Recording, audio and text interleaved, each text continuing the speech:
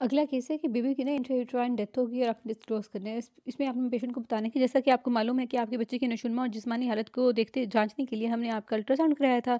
उसके ज़रिए हमें मालूम हुआ है कि बच्चा जो है अब ज़िंदा नहीं है और ये बात मुझे बहुत अफ़सोस के साथ कहना पड़ रही है कि बच्चा आपके पेट में ही वफ़ात पा चुका है। इस बच्चे के आपके जिस्म पे बहुत मनफ़ी असरात हैं और बहुत सी पेचीदगियाँ पैदा हो सकती हैं। इसलिए मैं आपको एक गायनेकोलॉजिस्ट के पास जो है, जो माहिर अमराज़ जच्चा बच्चा है, उनके पास भेज रही हूँ ताकि वो मज़ीद मुआयना करें और वो इसको ना रिमूव कर सकें।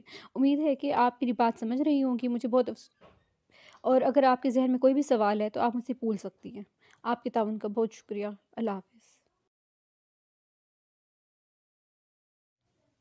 नेक्स्ट जो है वो ब्रेकिंग द बैड न्यूज़ है, जिसमें डाउन सिंड्रोम के बारे में बताना है।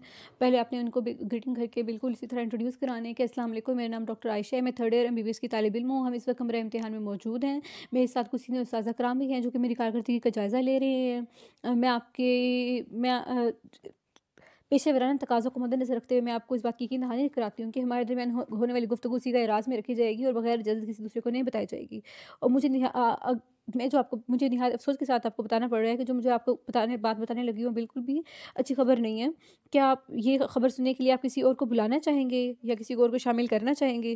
फिर इसके बाद आपने करना है कि जैसा कि आपको मालूम है कि आपके बच्चे की हालत नशोनुमा को जानने के लिए मैंने आपका अल्ट्रासाउंड कराया था और मुझे बहुत दुःख के साथ ये बात बताना पड़ रही है कि आपके बच्चे को डाउन सिंड्रोम है। ये एक पैदाइशी हालत होती है जिसमें बच्चे की दिमागी सलाहियत कमज़ोर होती है। इस बीमारी में मुब्तला बच्चों की ज़हनी और जिस्मानी नशोनुमा जो है वो आम बच्चों की निस्बत कम होती है। इसलिए मैं सोचने समझने की इन बच्चों में सोचने और समझने की सलाहियत भी कम होती है और क़ुव्वत गोवियाई भी इनमें देर से आती है और बच्चे बोल भी नहीं पाते। और इन बच्चों का चेहरा और जिस्म जो है मंगोल कौम के अफ़राद से मुशाबहत रखता है और इन बच्चों में बीमारी लगने की शरह भी आम बच्चों से ज़्यादा होती है। मैं जान सकती हूँ कि आप इस वक़्त शदीद गम में हैं और अगर आपने मुझसे कोई और सवाल पूछने हैं तो आप पूछ सकते हैं।